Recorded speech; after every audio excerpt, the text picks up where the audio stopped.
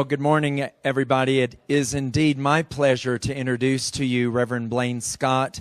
And it is my pleasure to say that he has been my friend for 18 years. When I first moved to Colorado Springs, he was on staff at First United Methodist Church in Colorado Springs, and I just appreciated our friendship that we started then, and it has continued to grow over the years. And I have a few things to share with you that he wrote in his bio, but if you want to know the real story, just see me afterwards. Blaine has recently transitioned into extension ministry as a senior care family guide. He stepped out of the stained glass sanctuary and into the sanctuary with steadfast steeds and Mustang horses. And he wrote, yes, he stepped in it. He and his wife, Tracy, enjoy their 2 granddaughters. Blaine fuels his energy through equine and landscape photography and, of course, horsing around. So let's welcome Reverend Blaine Scott.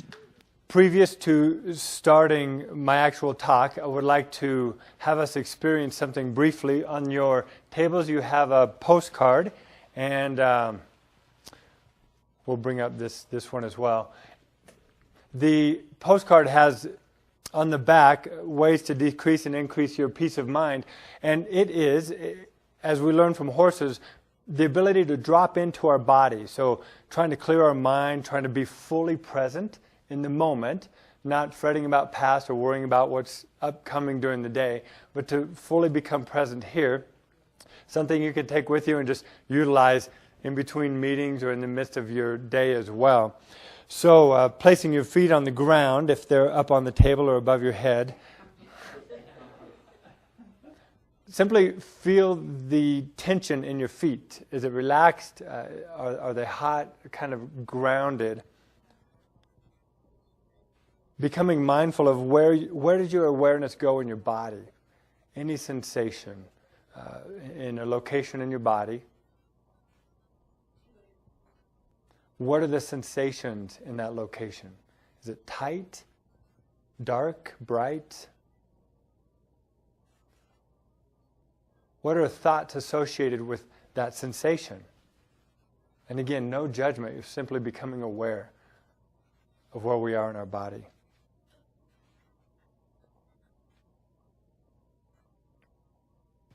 And then, as if expanding a balloon in that space, breathe oxygen deeply into that location and the sensation in your body. And slowly exhale.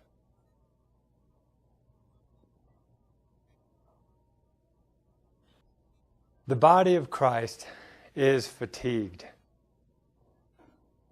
Some years ago, while serving a local congregation, there were 13 deaths within the first 12 weeks of that new year. 4 of the funerals that I officiated in that season were spouses of whom I had buried just 2 years before that. So it was personal with me and with our congregation. 13 memorial services before Easter. In seeking out a spiritual director and a counselor, trying to figure out what was going on inside of me, I had already ruled out the classic symptoms of depression or even circumstantial depression. I knew that there were a lot of grief losses, but I couldn't put together what was happening within me and why I was lacking so much satisfaction in the persons I was helping and in our ministry overall together. I would learn that I was suffering from compassion fatigue, that deep weariness of pouring out ourselves in care and support of others, of companioning them on their journey as they were in grief or loss or tragedy. I also, though, later on learned of a deeper fear within me that was choosing not to let go of the grief and the multiple losses. And that is that I didn't trust myself to release those things, even to God. That if I really did let go of the persons who had died, let go of their families, if I really did release the grip on the ministry administration, if I really did unclench my grasp on that proverbial control rope that feels so good to hang on to, that I really might just release and fall into an abyss of darkness, beyond hope, beyond any one person's ability to help me, including myself. There was no safe space for the kind of recovery that I needed. It wasn't just getting a weekend away or taking a couple of days off. There was a lot more to it that needed to occur because I was tapped out and running on empty. I also know that that's not unique, right? Not only in clergy, but also in professional providers across our nation and across the world, a lot of us are running on empty. In fact, 90% of us work more than 50 hours a week, and the work itself isn't a cause. However, the kind of work, the kind of person that we companion on their journey is a cause for exhaustion, partly because we feel like our work is never done. There's always more need, always more to do, and partly because the expectations of the congregation are never met. Not as a whole, but perhaps you, like me, have gotten that call on your day. I know it's your day off, but I just have a quick question. The expectations are never met. And in the midst of that, then, we start the day below half, maybe just a quarter tank in our energy container, and try to maneuver through the day and have even anything left in the evening.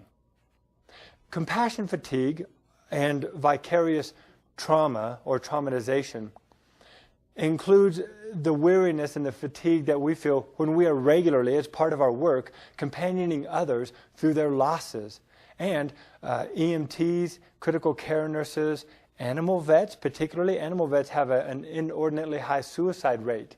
They're trained to do the medical and to work with the animals. However, they're not equipped to work with the human beings, the two-leggeds that come in with their animals who are traumatized by their animals' hardships. And then the vet closes the door on that one, opens the door and says, "Hey, how you doing today?" And on and on and on, as we, as medical doctors, as counselors, and others, give of ourselves to people in need. And we're not even unique in our day and time. Mark writes in his gospel in chapter 6 that the disciples came back from what they were doing and they told Jesus all that they had done and taught. And Jesus said to them, "Come away, let's go to a lonely place and rest. For many people were coming and going, and no one had leisure even to eat." Hello? No one had leisure even to eat. And so I wonder or believe that disciples then are perhaps like disciples now. We are all stressed up and nowhere to go. Where are those safe spaces where we can collapse, melt down, dissociate for a while, begin to recover? And after that triage, to recover our energy tank, our container, where it's not constantly the gas light is on in our lives. Recently, I think it was the annual conference, I took a snapshot of several of our young clergy hanging out together.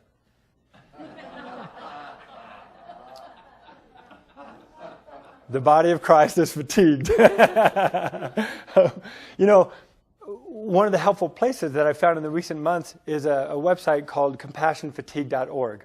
It's a non-judgmental way to offer care, not just in the religious setting, but across the board for professional care providers and family caregivers. And within that is a ProQual assessment, professional quality of living assessment, where persons, and it's free to download or to hand out to some of your leaders, staff, and other folks, can just take a quick snapshot of where you are in terms of stress, distress, burnout, and your compassion satisfaction or fulfillment level. And then when you do get some recovery or you do engage particularly in self-care, you can take it again and kind of see where you are. So it's an extrinsic way to see what's intrinsically happening within in a sort of objective way as one can be doing self-assessment. What we find is that we're not alone in our fatigue as clergy, in our denomination, in our country, or in our world. And yet we are unique in the way that we are called to be the body of Christ, serving the body of Christ, and we ourselves are wounded, weary, and fatigued. Now, some of Dietrich Bonhoeffer's theology has been helpful for my understanding of being the body of Christ. We know that he was in World War II and that when he was imprisoned under the Hitler's regime, he had lost his family, his freedom, and his familiar way of life. And yet in doing so, he did not choose to be victimized, but wrote letters. The Cost of Discipleship, of course, is a classic that we still enjoy. And he writes about some of the health, the wholeness, and the humanness that is part of the healing, in today's terms, of compassion fatigue. He writes that, and I'm going to read this because I'm not sure in the back of the room it's big enough. When God's Son took on flesh, he truly and bodily took on, out of pure grace, our being, our nature, ourselves. And now we are in him, in the incarnation, on the cross, in the resurrection. We belong to him because we are in him. And that's why the scriptures call us the body of Christ. Now, Bonhoeffer went on to write about the incarnation and how, because Christ lived as a human being, God is not judging us as human beings, but is understanding us more and allowing us to understand God more. And so it is within that incarnation that we have the opportunity to embrace our body individually, communally, internationally. For my recent work, then, it involves working with wild horses, as in some of them are untamed, and some of them have been socialized and gentled. That is to say, they're not trained or conditioned. They don't have saddles on. However, they can receive a halter and a lead rope so that they can be cared for, vaccinated, care for their feet, and that kind of thing. Well, there are a few horses at Steadfast Ease that can be ridden. However, my wife Tracy is the four-legged specialist, and I remain the two-legged specialist. And the wild horses that we see here are in western Colorado. Currently, there are about 900 horses that still live free on their ranges with their freedom, their family, and their familiar way of life across the western slope from north to south. These are outside of Grand Junction on the Little Bookless wild horse area. And the one in the lead, the white one, is the lead mare. When she flips an ear, swishes a tail, or literally just shifts her weight, the herd knows that. Because unlike predators, they are monocular. Prey animals, eyes are on the side of the head, and they take in different information with their left and right ears, as well as even their left and right nostrils, as opposed to binocular vision like we as predators and other predators have. Horses do not communicate through their mouth, like deer and other prey animals. Predators, however, we smile, we growl, wolves, dogs, and we communicate verbally. But of course, if a prey animal communicated verbally, they'd give their position away, of course, and put their lives in jeopardy. For wild horses, like most prey animals, safety, feeling safe, being safe as an individual, but also as their family band, is the core value in life. When we approached this family band just a little bit closer, the lead mare turned her head, and without looking at us, the other three horses followed her lead. It's said that live Mustangs follow the lead mare. The dead ones stop to look around to see what the problem is. They can tell from more than 30 yards away where their mountain lion is on the prowl and on the hunt because they're incongruent. They're down low and their stomach is growling. And if a mountain lion is just passing through and literally then the lead mare checks it out, it's okay, the herd doesn't move at all. The lead stallion, the black horse in the back, he's the last one to leave. In fighting, fleeing, or freezing, the lead mare flees, the herd follows, and the stallion stays behind to fight if necessary. Now, some of the attributes that we can associate, because we both have prey and predatory power as human beings, include, and again, I'll kind of go down the list on the left side and the right side. Predatory power is to be used sparingly among humans in our relationships with one another, creation, and creatures. And predatory power includes values territory over relationship, whereas prey power values relationship over territory. It values goals over the process versus valuing the process over our goals. It attacks to gain an advantage versus fighting to protect self and others. So once the mountain lion backs away, the horse doesn't pursue it to attack and kill. It simply knows the family band is safe and then everything is okay. In predatory power, competition is emphasized. or cooperation is emphasized. Predatory power calls out the weak, hiding vulnerability at all costs, while prey power shields the weak, and vulnerable individuals can rely on one another for their well-being, right? Now, horses are designed in themselves to graze up to 20 hours a day. For those of us who like to snack, that is good news. They're vegetarians, but they weigh 900 to 1,500 pounds for the average horse. And so they eat a whole lot of grass, grazing and finding watering holes. But here's the takeaway for us. Horses never live in the bottom half of their energy. They don't get below half on their energy tank because it would threaten not only themselves, but their family band. If they have to run from a predator, they may run over mountainous terrain or desert sage for hours at a time with no opportunity to eat or drink. And so they conserve energy for true emergencies. Hear that again. They conserve energy, for true emergencies.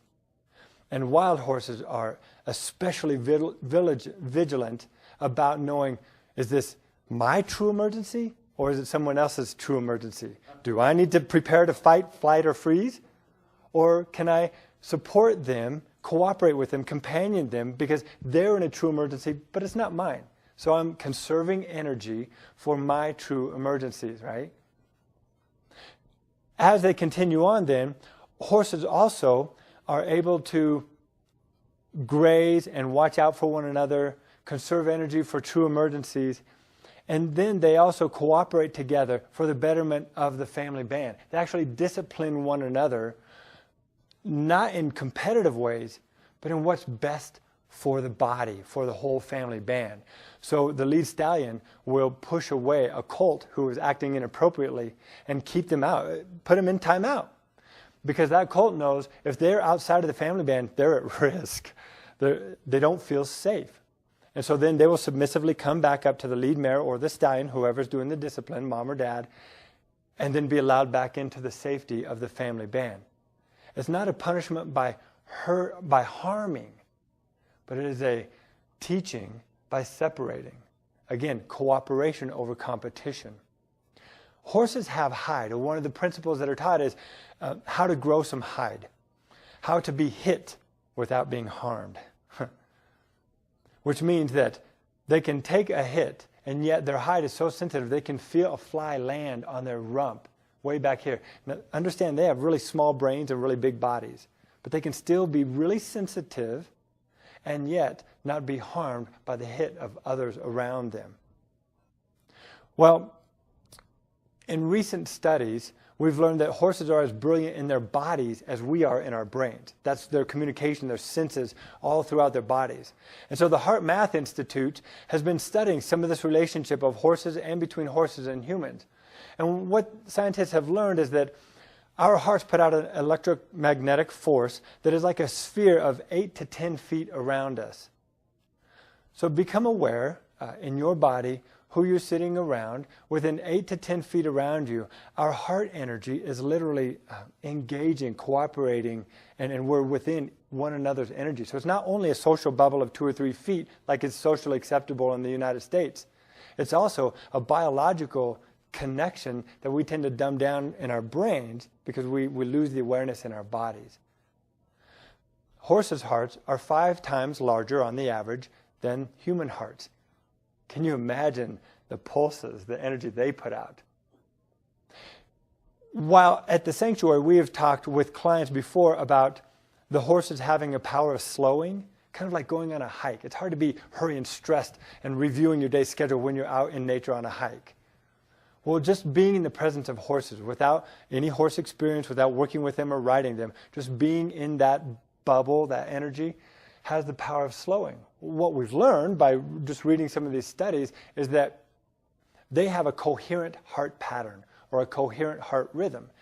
It is indicative of a calmness, a peacefulness within the body. Quiescence is an actual word. It's not theology, and I didn't make it up. But it means being at rest yet being alert. Kind of like when we're in meditation and we're releasing those endorphins and the things that come with meditation to bring us calm and peace and joy, helping us to fill up our energy container. Their coherent heart rhythm operates extremely effectively for their own body and in their relationships together. And so when we humans, who are smaller physically, our heart rate literally is influenced by the horse's coherent heart rhythm. So they've measured blood pressure goes down with the human, and our need to fight, flight, or freeze lowers, and we become quiescent, very peaceful, very calm. Whereas like a car in idle, the alternator doesn't have to work as much, the battery starts recharging. And so we can charge up our energy literally by being in that presence. Well, in the midst of their heart pattern and their coherent pattern and being with a horse then, there are interactions that can occur as well. And part of that interaction is an equine-assisted quantum leap for some of us, an equine-assisted quantum shift for others of us. And that is, rather than just treating our bodies of the symptoms, taking ibuprofen for a knot ache, and last time I read, ibuprofen was an essential part of our body that's missing, so we replace it. We listen to the messages in our body. So for me personally, as I go through the day, a knot develops under my right shoulder blade. That's the first place where I will experience stress. And now I'm more aware of, okay, what is that stress about? Is it my chair? Is it the way I've been typing? Is it that meeting? Oh, it's the person who's going to be in that meeting tonight. No judgment. Simply taking 5, becoming aware, breathing into that space, going, oh, okay, I'm now at the source of what that's about. I will take ibuprofen for the knot. However, not just treating the symptom, but actually listening. What are the messages that my body is telling me for its health, wellness, recovery, resilience, to keep it from getting so drained and weary, as in compassion fatigue? Now, because horses have this pattern, and because they live in family bands naturally, they're able to just do this naturally in the wild, all around safe space, safe cooperation with one another.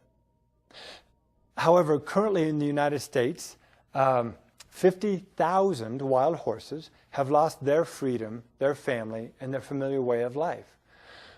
Our Interior Department, in our government, the Bureau of Land Management, for various reasons, needs to take these federally protected horses out of the ranges, Nevada, Colorado, Utah, and put them in holding facilities, short-term holding and long-term holding facilities, to where as soon as they're brought off the range, mares are separated from their babies and never together to be together again, weaned months earlier than they would naturally do in the open. Males and females are separated from each other. Concentration camps, and I don't use that term emotionally charged, I just mean the reality is for the rest of their lives, we taxpayers are paying for their basic care to be thrown hay. Males live for the rest of their lives, females and babies. And the babies who are born in the facilities, they don't know how to speak or do horse. They're crowded. They don't have the space, the heart space, the physical space. So they grow up not knowing how to graze, not knowing boundaries, and it's very challenging to socialize and gentle a horse that's been in the facility, more so than a horse who's lived 4 or 5 years in the wild. So of the 900 horses that still live on the western slope of Colorado with a freedom, family, and familiar way of life, 3,000 of them are in short-term holding, costing us taxpayers $6 a day per horse, I'll let you do the math, in Canyon City on the federal prison property. They have a wild horse inmate program that's kind of cool that teaches prisoners new skills. And yet, 3,000 horses are standing on dirt lots in holding facilities. And so, not being victimized themselves, they have a purpose, and we get to learn from them. And that's why the program that I'm in ministry with tends to use gentle, socialized wild horses to help humans, because they know what it's like to live in family band cooperatively together. So 14 months ago, one of those horses from Canyon City came to the sanctuary at Steadfast Steeds to find a new freedom, family, and familiar way of life, and lives together in males and females and young bachelors. Bachelors have to learn how to take care of themselves so that they can one day take care of a family band. And we affectionately call them the boy bands. But these sentient beings that have that heightened sense of nonverbal communication, who know what to be afraid of and what not to be afraid of, like instantly, are also able then to join up with relationships. Remember, they're not game, so we're not allowed to hunt them. They're not livestock, so in the United States we don't eat them. What do you do with them? You put them in holding and you charge us taxpayers $46 million a year for their basic care. To allow them to be in equine therapy centers, equine coaching centers, border patrol, gives them a purpose and gives them a reason to communicate. But the cool thing is they allow themselves to be tamed so that we can ride them, communicate with them, learn from them. And recently, 3 persons came to the sanctuary for one of the compassion fatigue seminars that we do. And they're not United Methodist. They're professional care providers. One is a hospice chaplain. One is a federal probation officer. One is a service dog caregiver. So she helps with the dogs and their care receiver, I guess, in their relationship together. And they came to the sanctuary to learn about compassion fatigue, not just for themselves, but so that they can teach and help others who might be fatigued on their team, their staff, or their care receivers. 2 of the women have never been around a horse interacting. One of them said, how do I hold the horse brush? How do I brush? Okay. One of them had been around a horse 20 years before and had been on it, but her dad made her ride it. And if she fell off, she had to get back on. Don't let the horse know you're scared, right? Completely incongruent from the inside out. You're feeling scared, but don't let the horse know you're scared. As opposed to going up and saying, I'm really scared. I feel it here. It's a knot. And the horse will turn its nose and put it right on the stomach where the sensation is. And so their call, their challenge as a group was to take Freedom. I didn't tell you that's his name. Freedom, and completely at liberty, meaning the humans, the 2-legged and the 4-legged, have voice and choice. He has no halter, no lead rope. He can go away, he can come close, which is actually safer for the participants, because then he has no need to fight, flee, or freeze. He simply steps back or steps into if he feels safe. Their challenge was to do the Take 5 process, to become fully present, and then wait for the horse. So be patient. Let go of the past. Don't worry about the future. Be grounded. Feel the sun on your back. Let the zephyrs bring the song of the mountain bluebirds in the area to your ears. And in moments, Freedom chose to engage. This is a 60-foot round pen. We call it the Discover Ring. And he can go anywhere he wants. And one at a time, he would approach them, and then they would engage. And so here's what occurred.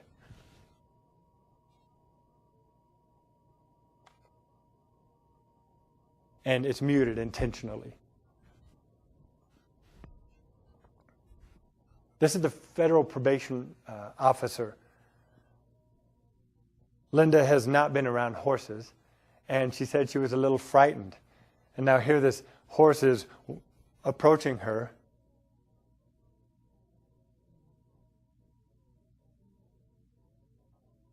Can you imagine their heart space in these moments?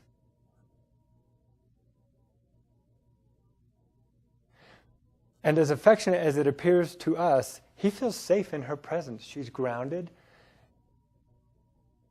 And then one at a time, they could gather around and do that. But then there's a big transition from being in relationship to leading in such a way that others will follow your lead.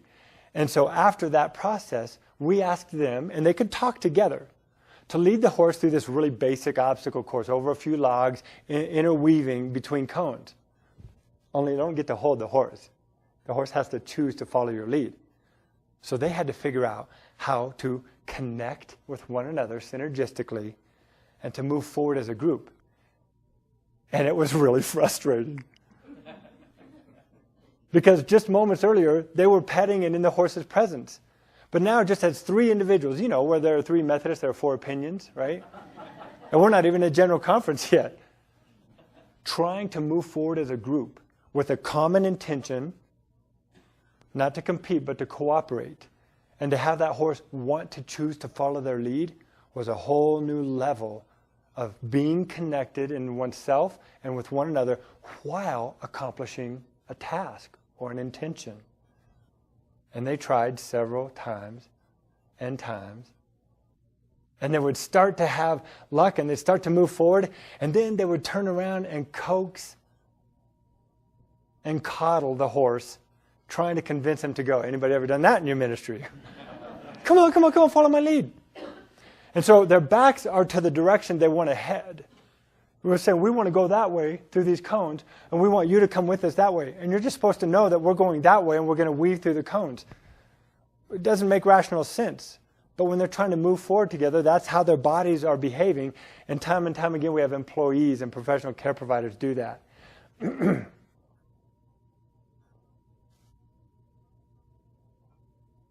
So finally, my wife coached them on saying, okay, guys, time out. Stop talking and tune into your energy with one another and the horse. We have 15 minutes left. Ready, go. So under that time pressure and without talking, this is what happened.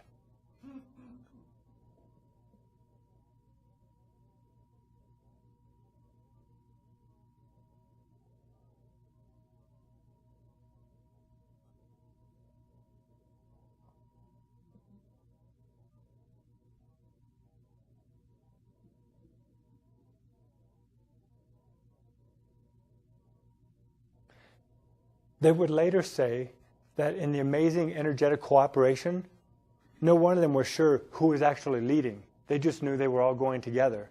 And at times the horse made the decision and they quickly joined up with him, connected, and were going forward. The horse didn't have a need to leave them. They felt safe. It's a herd.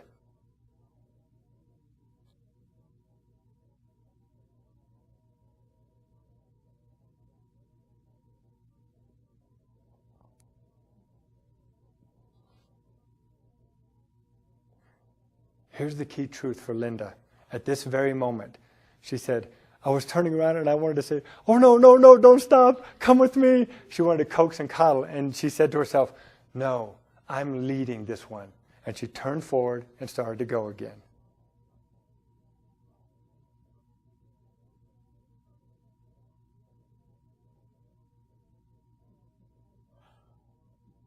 Notice how she stepped around it and he stepped around it right with her.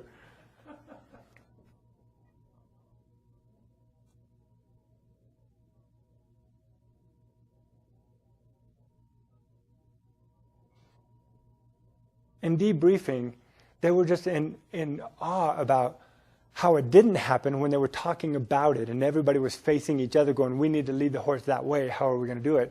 And then when they just quieted their verbal predatory power, lessened it a little bit, and increased their prey power, and they actually achieved their goals in a very short, about 2 minutes of time relative to the 20 minutes they kept trying earlier.